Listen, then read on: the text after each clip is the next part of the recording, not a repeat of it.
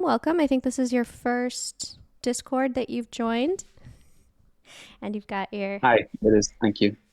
Can you introduce yourself to the group? Uh, yeah, my name is Tommy Orvich. I live in the United States. Right now, I'm in Medellin. My wife, she's Colombian, and so we take trips out here every year. Her family's in the coffee business, and I recently got in the coffee business as well. And what's your role?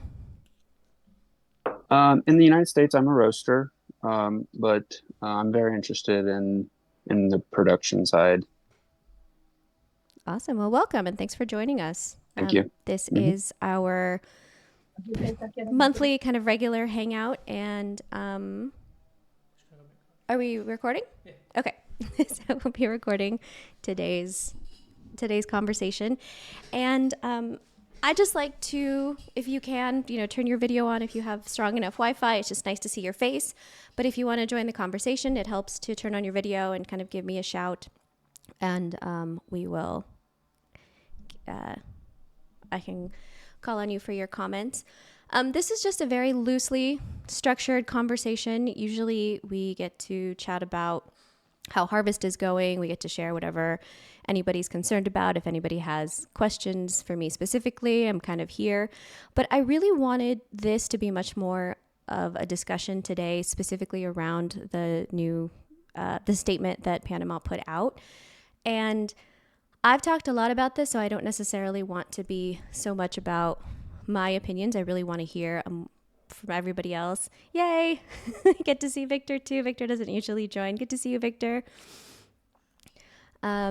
So I think I may pick on Lowell because Lowell was sharing some links or some comments a little bit earlier in our chat about maybe ways to start off the conversation or how to frame it. So if you don't mind, Lowell.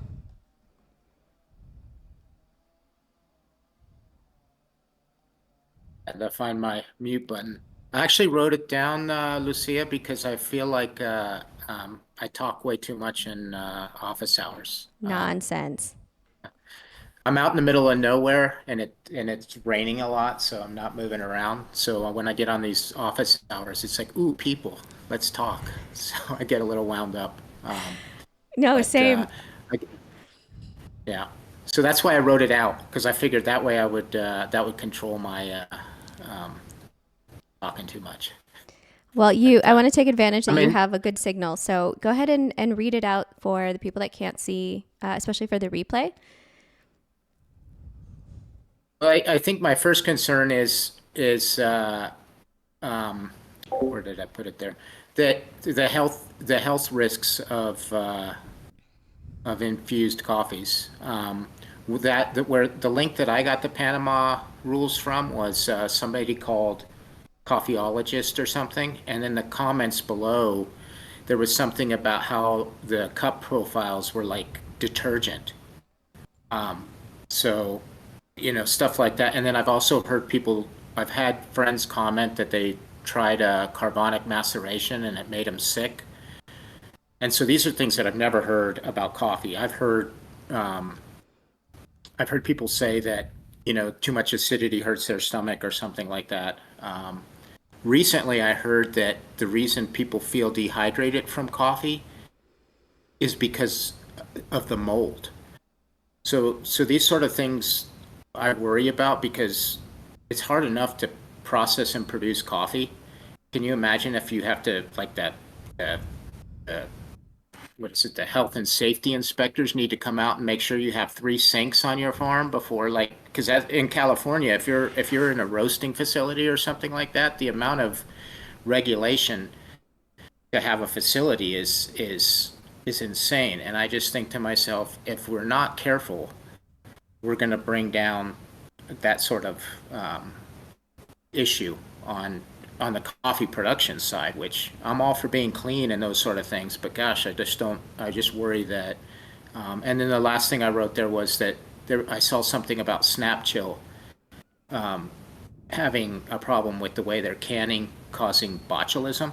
And so these are things that could really throw a serious wrench in the coffee industry. And so I'll stop there. Thanks for sharing, Lowell. And I think that this is the health risk is a legitimate concern. I think we have a little private group chat for our FTC guests. So Javi, who's on the call today, he kind of brought it up to he brought it up to the group and was asking for group opinions. And in the group opinions, I was a lot more critical, a little bit more negative than I am more publicly, just because it's our private group, and the group that is in there has a lot more context. So I trust the group more than just kind of spouting my opinions on the internet. But I think that for as critical and as frustrated as I was in the way that this statement was presented, I think one of the words I used was sanctimonious. There's this very like Panama is like, we're very morally superior for having come up with this thing and we are setting the example. And I think that the message gets a little bit lost, because I think there are legitimate concerns. I think there are things that we should talk about, but the approach for me was so off-putting that it doesn't like start a conversation. It sort of ends it. And it says like, we're right and everyone else needs to, follow what we're doing, or we're setting this standard and look at us, we're so cool. So I think that the health risk, which I've usually been not as, I haven't thought it was that important in coffee in general. Like when the conversation about mycotoxins came out and was very, very fear mongering, I have wanted to make an episode about mycotoxins because in general, it's not that I don't believe in them. It's not that they're not a legitimate concern. It's that usually in the level of specialty coffee that most of us are drinking, it's not a concern. It tends to be lower altitude, kind of different treatment processes. When we're looking at the most of the high grown specialty coffee that in this community we're used to drinking, mycotoxins are very rarely found. If at all. I remember when I was in Ohio with Christopher Farron, one of the companies that he was working with was making that a requirement so that they could say they had mold-free coffee. So they were paying the money so that they could do all of this testing. And he's like, I've done all of this testing and we've just never found it. So they were, kind of being so very marketing forward of like mold-free coffee as if they were doing something, but all they were doing was just checking that it wasn't there already and saying that like, oh, look, we're different because we have mold-free coffee. I'm like, most people have mold-free coffee at this level. But Lowell, I think what you're bringing up with now we're in a new phase. This was like when we have regular coffee, the roasting process usually should take care of most of the pathogenic concerns for consumers, not counting if you have a particular sensitivity to caffeine. People's bodies are different, but most of those issues are generally taken care of with the roasting. But we have a new phase of coffee where we are adding things that haven't been there before. And I also read some of the comments in that post where the comments are that it is tasting like detergents and cleaners. Like it's so artificial, it's so strong. I've definitely had one of those coffees come to our lab. Somebody brought it as a sample and we cupped it. It was so strong. The flavor, the aroma lingered in our cupping bowls and it ruined like 2 future cuppings. Like we almost had to throw those cups away because the aroma permeated. We had the plastic Barista Hustle bowls. It wasn't like ceramic or glass. And so the aroma was so strong that it permeated those bowls. And like 2 cuppings later, we're like, oh my God, we can't use these cups because the was so strong. So I think when we're getting to that level, yes, we have to like re-look at maybe some of the stuff can get into our systems and we should be concerned about it. But I want to kind of open it up to if anybody else has any more comments, kind of raise your hand. Is there anything else you want to say about this? Because I think Lowell's right. He and I can just kind of riff for quite a while on this. Or maybe I'll pick on Javi because Javi was the one who brought this to our attention and he's the reason why I wanted to have this Discord. So I may pick on him or I understand sometimes you guys want to listen and you are not in a public or you're in a public place and you can't really participate. So while I give Javi a moment, I want to welcome Ariel. We haven't seen you in a while. Good to see you.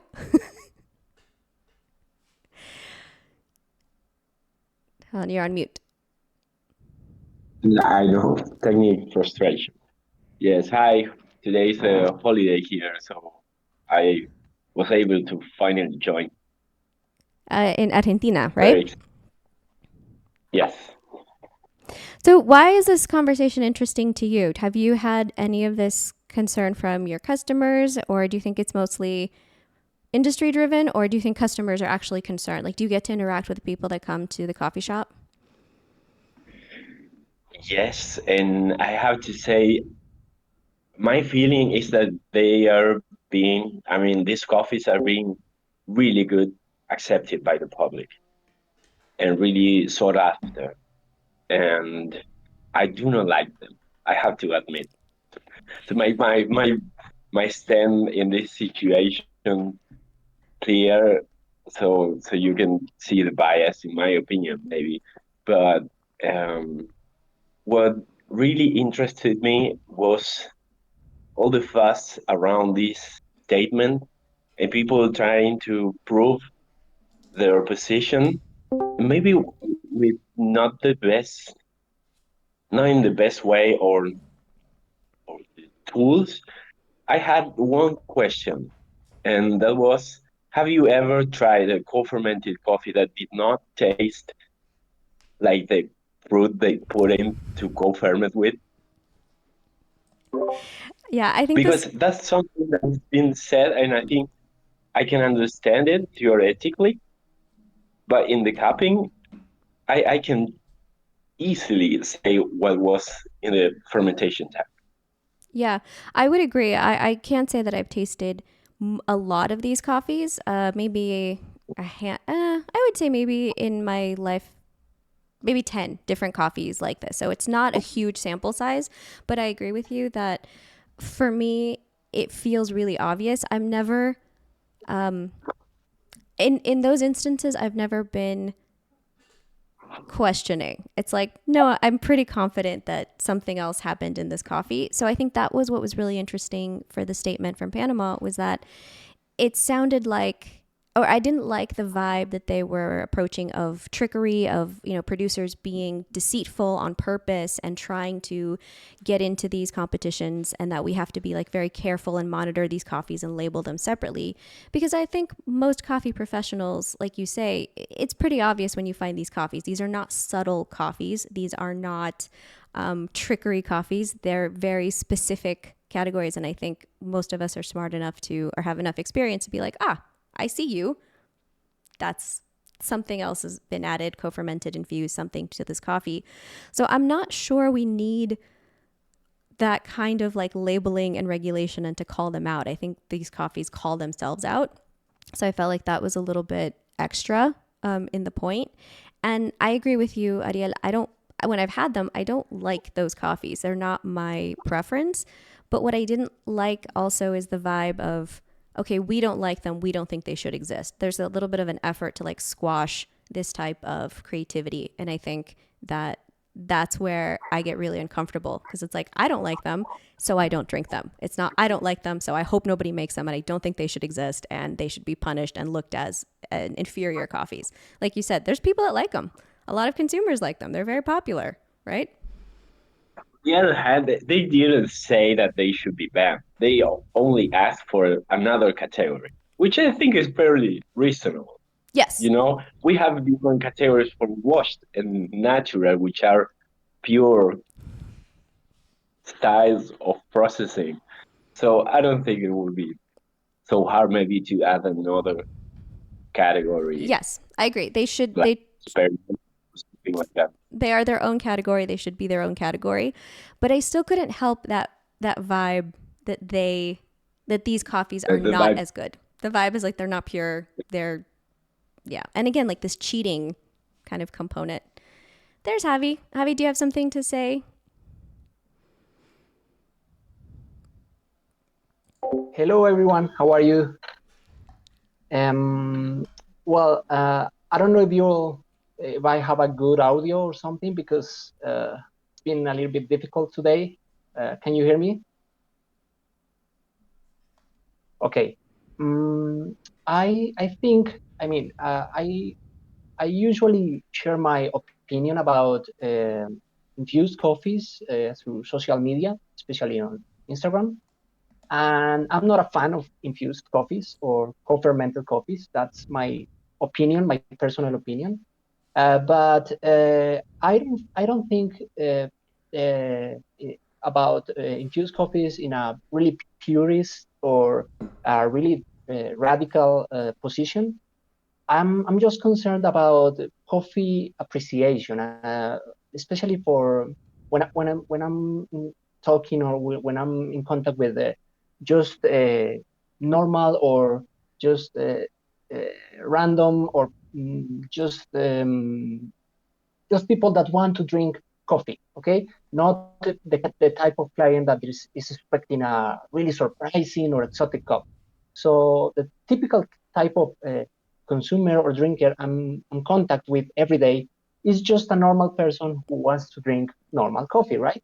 Good quality, just a everyday cup. That's all. So when I'm trying to share with them what I consider is like the good standard of coffee, the normal flavor or the most common flavor, they say, okay, I think this is a type of coffee that I can get because it's not that expensive, it's not that crazy, and they're happy with it. Okay, but uh, this is the moment, this is the type of discussion I think we have to to share, because when this type of clients, this type of drinkers try infused coffee, they make a really huge jump. They get these crazy flavors and these, this is a personal opinion, these kind of artificial flavors. And after they try that, I think there is something in the middle that they have missed, because they jump from normal coffee to crazy, really. Then kind of in the middle, some kind of tea specialty shops that actually use kind of low quality herbs blended and infused with flavors. And we think that this is really, really good quality, like Earl Grey and all those kinds of tea. And then you have the kind of traditional Asian tea, which is really rare.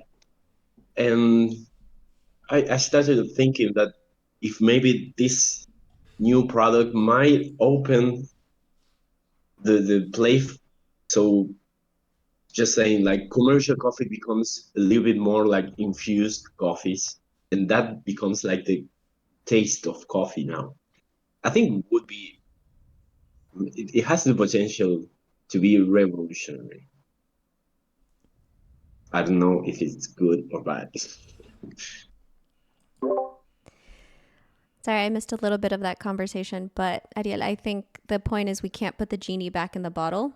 Whatever direction we're heading in, this is going to be part of our kind of coffee future.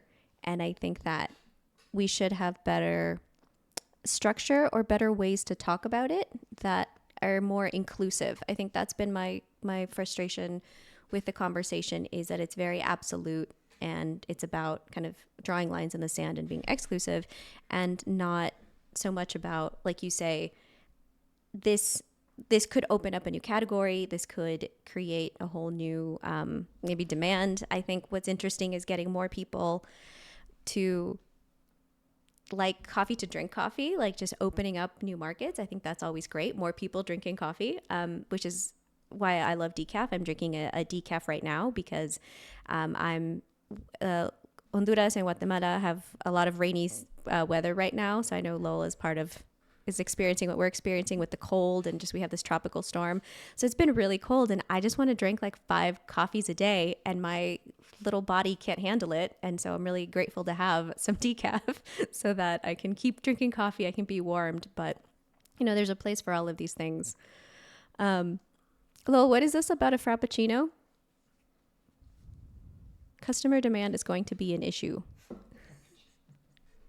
Well, it just seems to me that if you go to an average coffee shop and you see somebody under the age of 20, at least here in Honduras, they want something with a bunch of sugar in it, right? So it just seems to me that you're better off buying cheap coffee, adding sugar and syrup, and giving them, the coffee version of a Coca-Cola. And so maybe my first thought when I was listening to Javi was, shit, we're all going to have to start using co-ferments and things like that in order to sell our coffee, which is terrible, because the customer demand for it is going to be high. And I don't want to do that. I'm going to quit before we do that. But now that I think about it, I mean, we've had these waves before. I mean, the Frappuccino is the perfect example, right? People don't go to Starbucks and drink high-end coffee. They go to Starbucks because they want a Frappuccino. And so maybe this will just be another wave like that. And it is, to me, it is kind of silly to do all this work on the processing side when you can just add syrup and sugar on the consumer side. So that's what I think I was getting at. But yeah, I think Javier scared me a little bit there with, and the same with Ariel. It's like if the customers are demanding it, I'm kind of afraid of that. Well, I agree with you, Lowell, and I also think that I agree with you if that's what the future of coffee is. I don't want to make that coffee. I'm not interested in making that coffee for that audience. But I think another thing that we forget is the short attention span of a lot of kind of newer markets. And I think that, yes, that this may be what a lot of people are demanding, that they're going to graduate out of very quickly, that they're going to grow out of and then want something much more substantial, or at least to be able to tell the difference. I think that may be one of the challenges in our specialty market is that gateway, getting people through the door liking coffee, like just, okay, I like coffee. And then they graduate to saying, okay, now I like specialty coffee. I like this kind of process. I like this kind of variety. I like knowing, what part of the world this coffee came from. So I think there will always be a place for the kind of coffee that you and I want to make. And I think that I do think that having more people drink more coffee is not a bad thing, even if it is some of this, super sweet sugar or artificial kind of flavors. I still think it's a gateway and people are going to get quickly bored of that. And it can only be good for other types of coffee.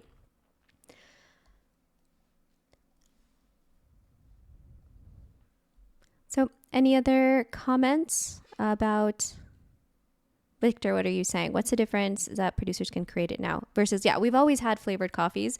These things have always existed. And the comment was already said, it's so much easier to just put a flavored syrup on there than to do it at the farm stage. I think there's this, veil of, okay, well, if it's done in the farm, it's more integrated, it's more authentic because it happened at the source versus something that was added later.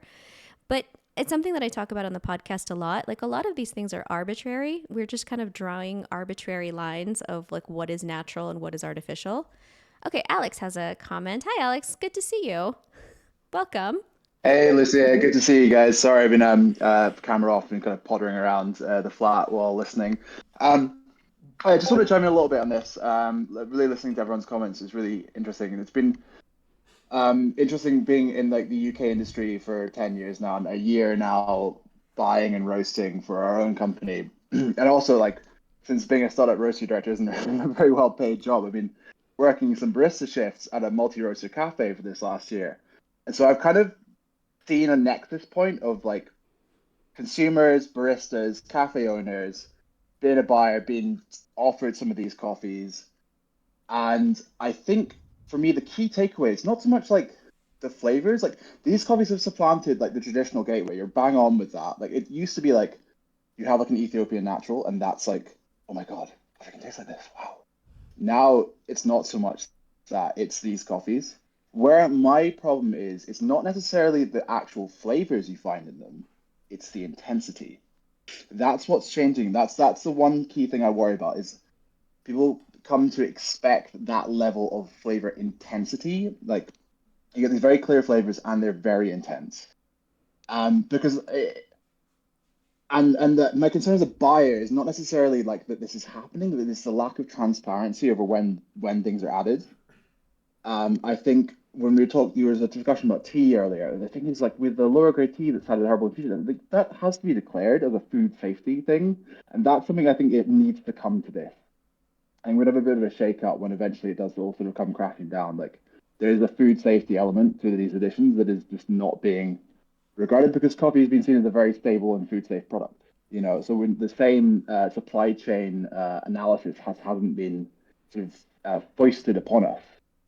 So it's sort of a rambling sort of thread there, but yeah, my concern is intensity because that's what I've observed from discussions and having sort of been present with this sort of wave crashing through. So I'll sort of hand off that ramble point there now. Thanks for your comments, Alex. And I think that's a really good point about intensity. I think that's something that is a kind of a fool's errand. I do see a lot of producers going in this direction of getting louder and louder and louder, which is kind of a threshold, which is what I like to kind of counteract in the type of coffees that I want to make, which is going for subtlety and just getting quieter and kind of going in a different direction of being able to appreciate more subtle differences and getting like conditioning your own palate to be able to taste these differences instead of fighting this like who can shout the loudest type of battle. And did you want to say something, Nick? Well, no, it's just the idea of palate conditioning too, because a lot of new buyers got into coffee through these avenues so that they are seeking these coffees and then their palate is conditioned for the intensities. And when you give them something that's not super intense, they think it's bad or boring. And then it's like a clean wash coffee. And they're like, but it's boring. But it's not. They're just used to something extremely intense. And I think that's just kind of goes along with the conversation of maturity. Maturity in being a more mature drinker, a more mature buyer, and looking for that subtlety, or just being finally open to some of that subtlety. Oh, that's a really great question from Lowell. Lowell is asking the roasters on the call if you've noticed any difference in the shelf life of some of these infused coffees, if there's a little bit more degradation. I've heard that anecdotally of coffees that are super processed that tend to degrade more quickly. I think about it as, very brutal processing. The coffee has a structure, and when we are doing really extended fermentations, really high temperatures, or some other processing, I think we're degrading that cellular structure and allowing more aging to, more oxidation, more opportunities for overall damage. But that's just been my experience. I don't know if anybody else has had that.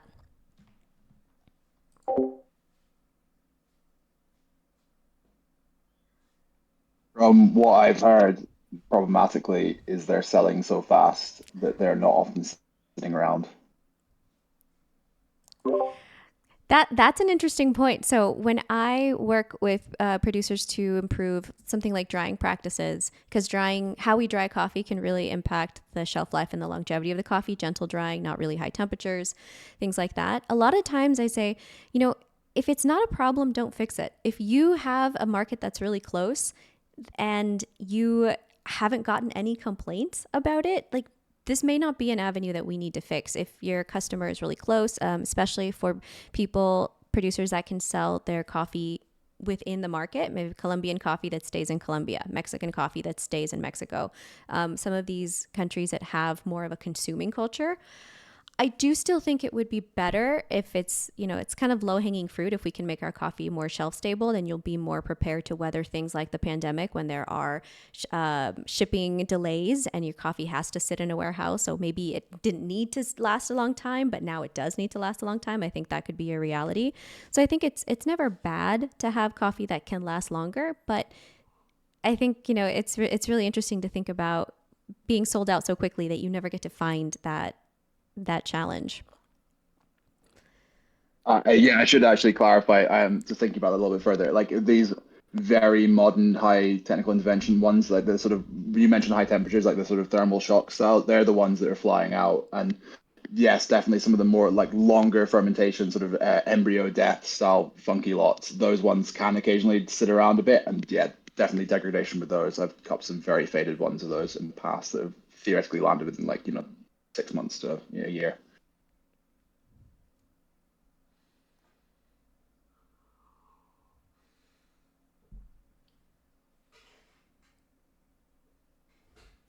Jack had a question. Can we expand on what's being considered infusion? What are the techniques being used? And then we talked about haven't flavored coffees been around for decades.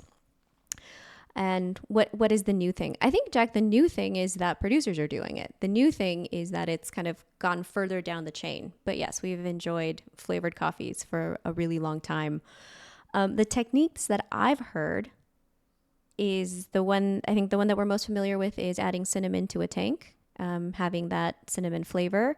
So I was making a distinction very recently between these co-fermentations that I don't think adding, like just because we're adding something to a tank doesn't make it a co-fermentation, because not everything is fermenting. Things like cinnamon that are antimicrobial are actually impeding the fermentation. So I think that we should make a distinction between adding fruit, where the fruit has its own sugar source and microbial fingerprint that we're adding to the tank, like more complexity, and then something like a spice where that is not accelerating the fermentation. It could be actually reducing the fermentation. So there's things being added to the tank, and I know that there's also techniques where people are drying coffee with certain things, drying coffee with orange peels. So like on the drying bed or on the patio, adding fruit in that sense. And then I think the next layer of that would be actual essential oils. So either adding essential oils to the tank or adding essential oils when the coffee is drying. So I do get some questions about that from producers on the other podcast, the Spanish language Cabal Cafe, of producers asking like, when was the best time to add this? And I don't like to tell people not to do things. And so like the best time to add this is when you have a few less barriers to your coffee. But I do try to bring up the idea that most, I think, buyers, if they know it's an essential oil, aren't going to be interested in that coffee. I think buyers want those flavors, but not accomplished through those means. And I think there's a little bit lost in translation for a lot of producers, that producers are like, oh, okay, people want strawberry, I'll go get that. That's easy. And not kind of getting the full information of, and then people are going to ask you how you got it. And if you tell them it's an essential oil, then they're going to change their minds and you are going to be stuck with this coffee that you can't sell. So I think there still needs to be a little bit more education about that, or communication. I think we're just so stuck on talking about the flavors, and we want to taste these incredible flavors, and we want maracuya and what passion fruit. We want these things in our coffee. Consumers want these things in their coffee, but they also want them in a very particular way. And Lucia, I think that's like the best hope at a guiding light out of this quagmire for now. For me, what it comes down to is the word craft. And so when we're thinking about the competitions and what people are expecting out of a countrywide producer competition and things, at a reductive level, if you said, oh, this fermentation produces these metabolites and I could isolate those chemically and I could add those exogenously at the end and end up with the same result, right? But to see a producer who does all this experimentation and carefully creating this fermentation process with a starter that was harvested from the farm, and you can tell there's this huge gap in just like the amount of craft that goes into it when we're talking about something that's like a very, let's say, heavy fermentation versus a straight up essential oil or just like something in the drying process. And maybe that could be a little unfair if you're being judgmental of the craft or the process rather than just the end flavor result. But to me as a consumer, I think it's that craft that people are looking to reward, and where maybe the rules of the game come into play. Thanks, Victor. I think that's a really good point. And there's that disconnect between, if you're there's not a lot of craft in just putting some drops of essential oil on a coffee and achieving some flavor. I think that's where we, like you're saying, this quagmire, we haven't known, I think as a specialty coffee industry, as consumers or buyers, we haven't known how to reward that craft of producers. And I think that there's still a gap where a lot of producers, because that craft hasn't been rewarded, haven't developed it. It's, for many producers, it's just a survival. Like, I'm just trying to get this coffee from point A to point B. And craft, doing it with a passion and with forethought, is a luxury. It's not something that, I'm not growing coffee because it's the most beautiful thing I can think of to do. It's just, I'm a fifth generation. I've been here doing it. This is what we do. And I had this conversation, or not this conversation, but I had a similar kind of glimpse into this idea when I was in the UK. Alex came to our cupping, but we didn't get to chat at that point because it was quite busy. But the reason Nick and I were in London was to go to the Chelsea Flower Show because we're garden nerds. We love gardening. And one of the conversations we were having during the cupping was, I wish I could remember who said this, who came to the cupping, but he was saying, oh, well, you lived in Colombia, you lived in Guatemala. They have the best growing season. That's not a harsh winter. You must have the best gardens, the most beautiful gardens. And I was like, no, gardening culture doesn't really exist in Guatemala. In Latin countries, gardening is not, everything grows. There's a lot of biodiversity, but gardening is a very specific cultivation of craft, of putting plants together, thinking about color, thinking about composition, thinking about texture. And Latins have, by and large, I hate making giant generalizations, but I've been to many, many Latin countries, and there is not that gift of, or that thought, even though things grow, because the idea of growing something just for beauty, just because it's beautiful, is a luxury that a lot of people don't have. We're growing things for food. We're growing things for sustenance. We're growing things for, preventing erosion. We're making sure that our roads are not caving in. But the idea of growing for beauty, and it was just such a shock to him to think that, wait, I grow for beauty. He just took it so for granted that his garden was for beauty and not for any purpose. And that there are these entire countries where we can do all of these things. And it's like, we have to grow for a purpose. So I still think that for producers, going back to coffee, kind of putting our lens on them and saying, just because we deal with a lot of craft, or we're more used to dealing with craft, that they must also have this craft.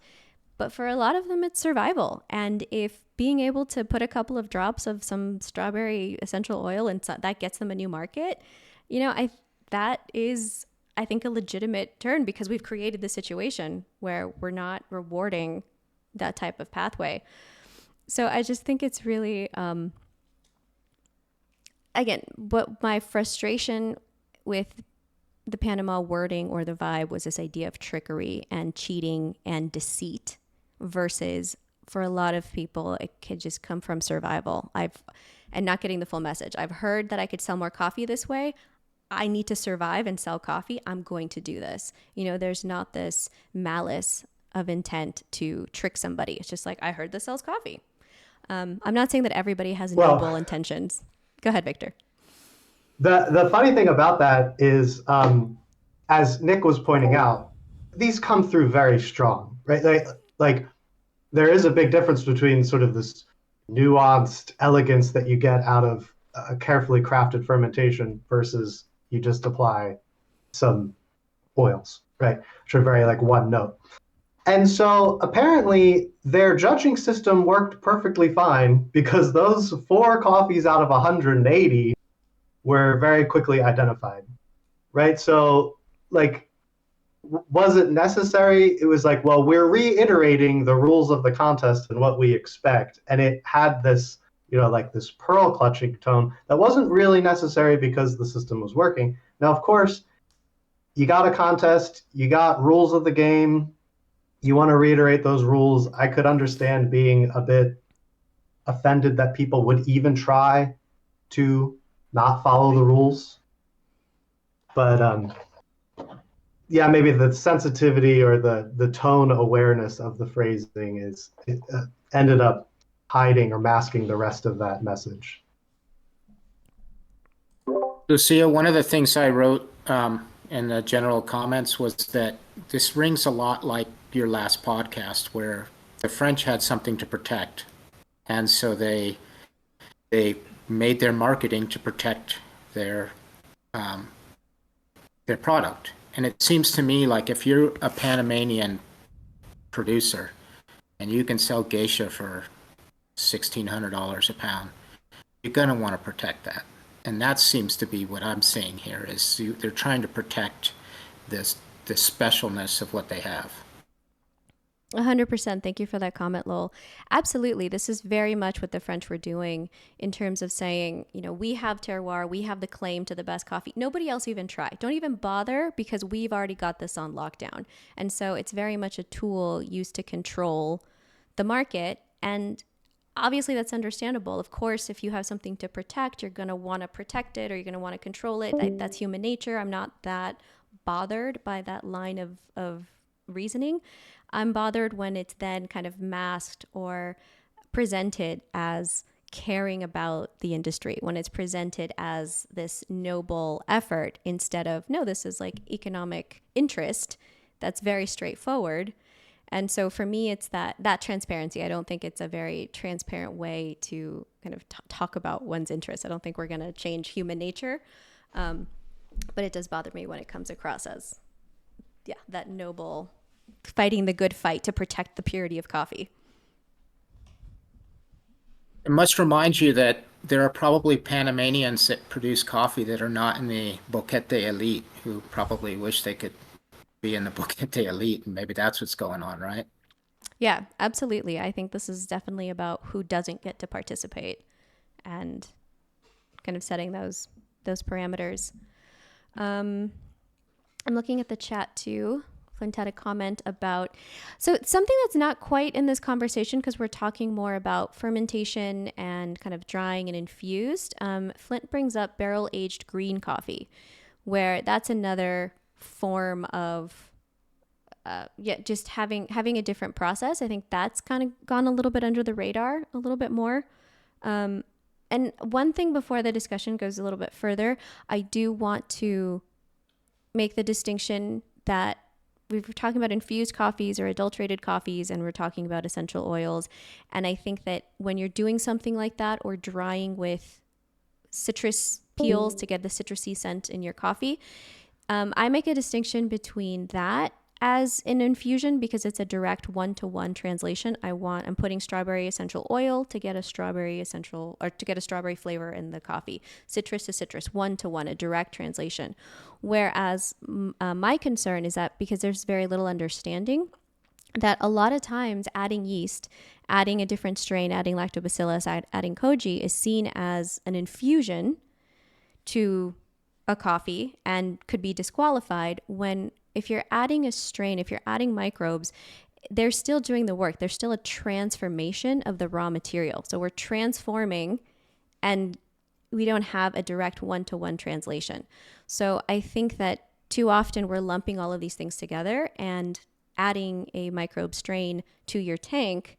There's still this idea of like, well, you're adding something. So it's the same whether you're adding lactobacillus as if you're adding an essential oil, I think, in some people's minds. So I think we need to step back and make sure that we're not going that far and that if we're adding microbes, there's a fermentation, there's a transformation, there's still a uniqueness, there's a craft in that, and doing a one-to-one translation is an infusion. Again, I don't think that's incorrect. It's just they're different things. And too often we're just, anything added to the tank is an infusion. That has been bugging me because I think there is an important difference, and I'll even go so far as to call it deliberate or disingenuous to lump processing techniques and fermentation techniques as infused. And that I think is just straight up inaccurate and unfair. Yeah, it's a complete misunderstanding of how things work. But I've seen that a lot. Like, Yeah. you added koji, it's an infusion. Like, you're not getting... They need to listen to your podcast, clearly. Thanks, Victor. I think Nick wants to say something. I think it's a language problem as well. Like it's an issue with literal translations from English to Spanish. So like they could consider your inoculation an infusión, but it's not. So I think that I've heard a lot of that coming out of Colombia too from a lot of exporters that they're calling yeast inoculated coffees infused and co-fermented coffees as infused. Like it's just a basket word that anything that was added to the tank is an infused coffee. And because that's also the trend where people are seeking infused coffees now. So they're just using that word very loosely and it's just kind of encompassing everything in the industry. Jack says that he thinks the difference is probably too subtle for most folks. And Yes, I think it's too subtle when you don't have an understanding of basic science. And again, that's fine. Not everybody needs to, but the people who are making regulations should have a basic understanding of science. So, like, my problem is the people that are saying, like, these are the laws, these are the rules to compete or to whatever. They should know. I'm not saying everybody should, but there's a lot of very loose understanding and then very comfortable, very confident marching forward and making new rules.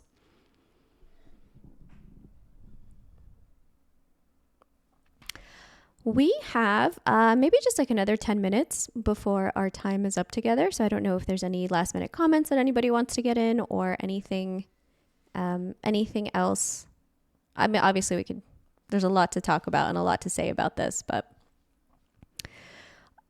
Kurt has a comment. I'm going to read it. Kurt says, my biggest issue regarding infused is that there is no real definition of what is infused coffees and that sometimes infused coffees can be very clean.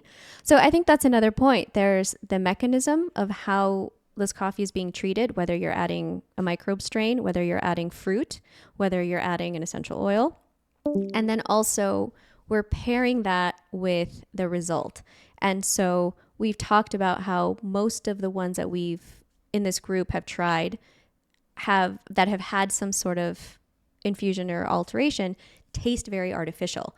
They are very loud themselves. So we talked about intensity. And maybe the idea that you can have an infused coffee that doesn't have that aspect, that is very clean, to his point. Ariel said that he has a good experience with one of these coffees. Do you want to share that, your experience? Please.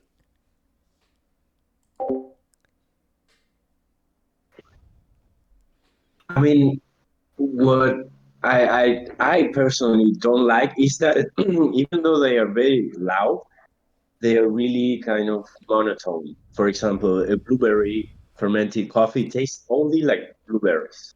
It's like blueberry juice, but with caffeine in it. But I think there's room for improvement. I tried one Castillo washed, and it had the IPA processing, and it was much more subtle and with flavors that we can find in coffee, like citrusy and floral notes. It was really like a very strange but Yirgacheffe coffee, and it was a wash Castillo. So IPA, you I mean it was think- fermented with a beer yeast? No, with the hops. Oh, with hops. They added hops to the fermentation tank. Yes. Okay. So I think what happens when they get better, and maybe we cannot tell the difference. And the other thing is that I've seen many like coffee professionals really kind of accepting these coffees as an option. Carly Green, for example. That was really surprising, and I think, well, if this gets here, now it's going to be everywhere. But maybe, I don't know. So I think that coffee, that Castillo, I don't think I would buy it, but it's nice. I can understand. So is this something that? But they were straightforward about it, or they were sharing their process. They said it's an IPA process. We added hops to the fermentation. It wasn't. Yes, it was with a roaster from Buenos Aires who has a cafe, and one of the business partners is a Colombian that has a farm, and he's very keen on experimenting with Victor's keyboard is hilarious. I can hear your keyboard. Okay. Very nice keyboard. Yeah, Nick has one too. I can hear it in like 2 rooms over. So it was a whole coffee table of this kind of experimental coffees. But that one stand out for me. The blueberry coffee tasted only like blueberries. The grape co-fermented coffee only like grapes. Then the mixed like banana and mango, I think, and I was able to tell what have they used without knowing. I knew they were kind of like crazy coffees and experiments with co-ferments, but I did not know the fruits, but they were bluntly obvious. I'm going to call on Kurt first and then Alex. I'm in the middle of a roast, so there's gonna be a follow with what I was saying in the chat. So yeah, so one of my issues with infused coffees right now is there's no clear definitions, and back to that is like sometimes there's a chance that infused coffees will taste really clean, right? And also there's no scientific method of determining what coffee is infused or not. So like let's say like in a case of BOP, you have a competition, and what happens in that case, like you say the coffee tastes infused, but you can prove it's not infused. What will happen in the end? Or vice versa, coffee is very clean, but then it's also infused, but nobody knows. So I think it's something that the industry has to think about a bit more, because there's always a chance of like playing the game a little bit better and doing it in a way that like there's a lot of transparency. So I've been hearing a lot about this push of transparency towards coffee, like oh, what process are you using, like infused or it's not infused. But there's always a chance of like people doing, every time when there's money involved, people do other ways, find ways to skirt through the rules or not be transparent enough. And I want to see I want your opinion in this case to see how would it affect the industry in this case. Like if there's a chance of infused coffee tasting very clean, like wash, even though they've been co-fermented, or if there's a chance of like fermenting coffee so much that it tastes infused and people say it's infused, but it's not really infused. Thank you, Kurt. I do want to respond really. I think in the first part, you mentioned that, how do we know, or how do we scientifically know that the coffees have been altered?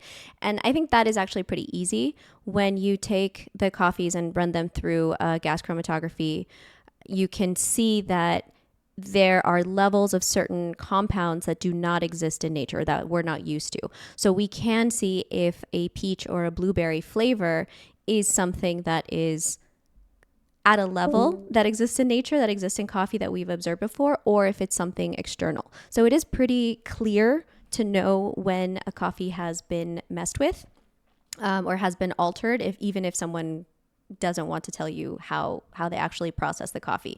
So I think scientifically, it's pretty clear when something has happened. It's just a very expensive thing to prove or to do, and not everybody has access to it. So I don't know that we want to go down that route of having to prove that you didn't alter it, because that could be a huge burden for a producer to have the burden of proof of saying, oh, I say it's not altered. I need to then pay $500 to send my sample to Switzerland to get it proven that I didn't do something.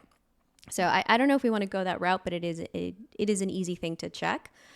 What I think is interesting from Kurt's question that he's bringing up is, are we upset at the producers doing something and then not telling us? Or are we upset about the result? Are we upset about the one note, the artificiality, the lack of complexity?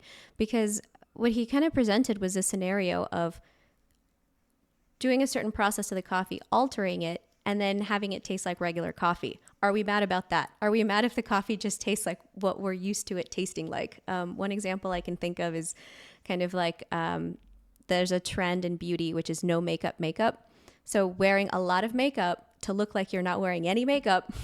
And so it's like, if you want to take the effort and the time to do that, why do we care? Why are we? So it seems like we're not necessarily upset as much about the process as the results of the process and what it says about, having our palates, like Nick was saying earlier about our palate conditioning. We're conditioning new consumers to expect incredible intensity, to have this one note, to have this idea of this is the standard of coffee. I think that's maybe what we're more mad about than the process. I don't know what you guys think. Oh, Alex, sorry, you had a comment. So let's get Alex's comment. Oh yeah, it kind of really nicely dovetails between the last two, yourself as well. It's a really interesting experience. You're saying like trying like co-fermented Castillo and having really obvious flavors. I had a very similar experience. It was just really eye-opening in a lot of ways, because one of them, the grape flavor, it wasn't it wasn't a natural grape flavor. It was the artificial like American grape soda flavor. And there's I forget the name of the compound. It's like methyl anthracenylate or something like that. It's not bad in nature. So and it was from a direct sample. It was a cold call like sample that was sent to me.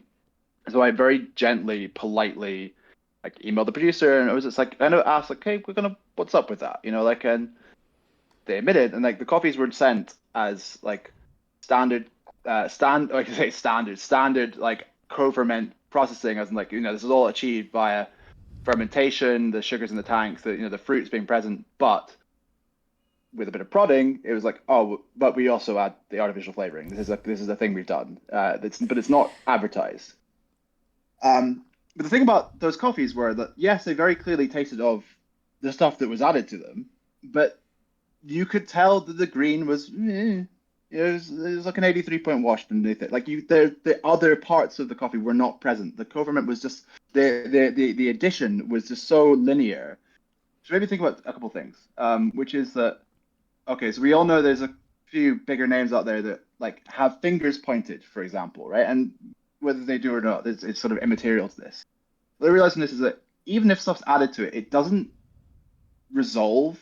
Like if you have a bad fermentation or if you have a sort of lower quality picking, greens, like that's isn't magically wiped away. Like when these high intensity, like you have to kind of have all parts of the picture, and then just like maybe doing a yeast ferment with a high quality varietal is kind of gilding the lily. It's just adding that bit on top. So actually, there's a skillfulness to some of these crazy lots out there that is to be applauded. And I think as like on the consuming end, with the roasters and consumers, like we should applaud anything that can add value at the producing side of the country. So in a way, I'm all for it. I'm all for the results. I have two real concerns, I guess, and I think this way to put it, like so in the UK we have a law called Natasha's Law, and it basically came from a girl who had like a baguette from Pret a Manger, one of the sort of takeaway cafe places. She had a baguette. The allergens weren't listed on it. Had sesame in the baguette that wasn't listed, and she died. Anaphylactic shock. Now, most of these flavorings don't have like that same allergy level, but I'm just concerned again from a food safety perspective that because coffee is not seen as a high risk product, because traditionally it's not been. There's a lot of food safety things that, like for example, as a manufacturer, as a roaster in the UK, like we're exempt from a huge amount of food safety stuff because it's just seen as a low risk product.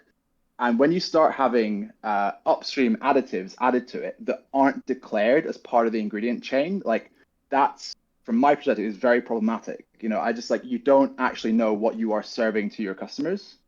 And I just worry that this is a path like that we're going down that just could end up being problematic. We're waiting for maybe, well, what if you have like a banana, like an actual banana co-ferment, and someone's got like a latex allergy, and like you don't know, eventually something is going to survive the roasting process that someone is going to get quite unwell from, or at least there's the potential of it, and that worries me.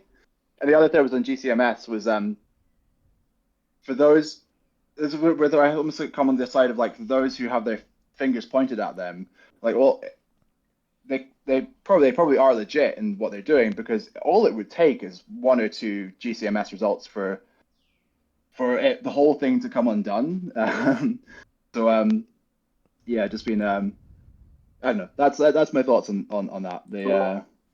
And my experience. Thanks, Alex. So, I'm going to let Lowell have the last word. I just want to tell you, my sister is one of those people who has a banana allergy, and she didn't know like her whole life. My sister is 24. I have a baby sister. And she was telling me the other day, she's like, oh, I just realized I have an allergy to bananas. And I was like, but you love bananas. You eat them all the time. I've known you your whole life. And she says, yeah, she was just making this comment. She's like, I love bananas, but like they hurt her mouth. Like they like, she's like, and she was just saying like, isn't it awful how bananas are just like so painful to eat? And it's like, no, Juliet, nobody thinks bananas are painful to eat. And she just had no idea she's always had a banana allergy. Anyway, Lowell, please share your comment. That sounds like torture, especially growing up in Central America. It's like bananas are like like the junk food of Central America. The one thing I was going to say is that like the distinction between infusion and co-ferments, to me, the idea of just like, putting an essential oil on coffee, anybody can do that. But I think with these co-ferments, there is craft involved. I've messed around with a lot of things and never had anything but what I would have gotten if I hadn't used, I've used beer yeast, and I've used kombucha. And when I sell these coffees, I don't even put that I use kombucha to process it, because it tastes like it would have tasted if I hadn't used kombucha. And so folks that are co-fermenting and getting intensity, there's a skill set that is about craft. And so I think that could be somewhat of some of the distinction there, is there's some craft going into that, because I haven't been able to pull that string yet and make our coffees more intense by using a co-ferment. And so there's some smart producers out there if they're doing that. But I think if they do it and they get no result, and then they stick a little bit of oil on there to, that's not craft. Well, that's interesting, Lowell, because we were kind of talking about how, like, are we upset at the process of the adulteration, or are we upset about the results? So if you do something and then it doesn't taste like anything different and it tastes like regular coffee, then do you even need to disclose it, because there's no, evidence, there's no, I guess, trail that you can kind of walk back. I think that's an interesting thing to consider as to how much needs to be disclosed. I think in Alex's scenario, anything that could potentially be the residue forward should be disclosed, for that. We don't know what people are allergic to. We don't know what new sensitivities are occurring, or what the coffee can keep, the traces that can kind of get into the coffee. And so I completely agree with that. And I think that's not like disclosing that maybe you co-fermented with banana or something. I don't think that takes away from the process, but I do think that if you are co-fermenting, I think in general, co-fermentation doesn't necessarily need to be disclosed, except that in some cases it sells coffee.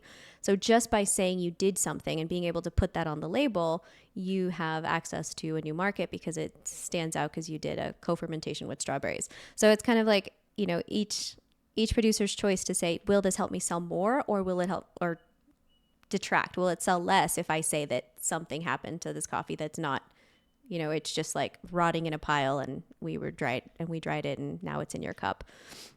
So I think that's something to think about. But I personally don't think that if you are adding a culture, that needs to be disclosed as a co-fermentation, because we have lots of cultures, we have lots of microbes in the environment, and the fact that you're guiding a particular culture to dominate, to me, that is the craft of like, I'm choosing to ferment in a certain type of container. I am choosing to do this temperature. Like, that is within the arena of a producer's choice.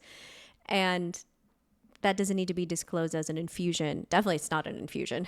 But again, so many people think that adding anything to the tank is already, I don't know, some kind of adulteration. So I think a little more education on that, just to wrap up, a little more education on the terms, like being really clear of what is an inoculation, what is a co-fermentation with fruit, what is an addition, like again, cinnamon or some citrus or some essential oils. I think that we can, like, we've got this like ball of yarn and we need to just like tease it out and say, this we're okay with, this is what we're upset about. And just kind of asking ourselves, like, are we mad about the process, or are we mad about what it's doing to coffee and what kind of standards we're setting for the future?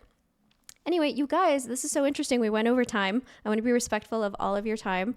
So I'm going to cut it off and say thank you. But we get together pretty regularly. So if this is your first time joining us, come join us next time. We do this at least once a month. I try to do it sometimes twice a month. And then we also have the conversations in Spanish. Lowell joins us, Jack joins us, Ariel joins us in Spanish. So we have multiple times to get together and chat. So good to see everybody. Thank you for your time. Thank you for your thoughtful comments, and I'll talk to you soon. Bye-bye. Thank you, guys. Thank you. Very nice to have everyone. Thanks, Lucia. Thank you. Bye-bye.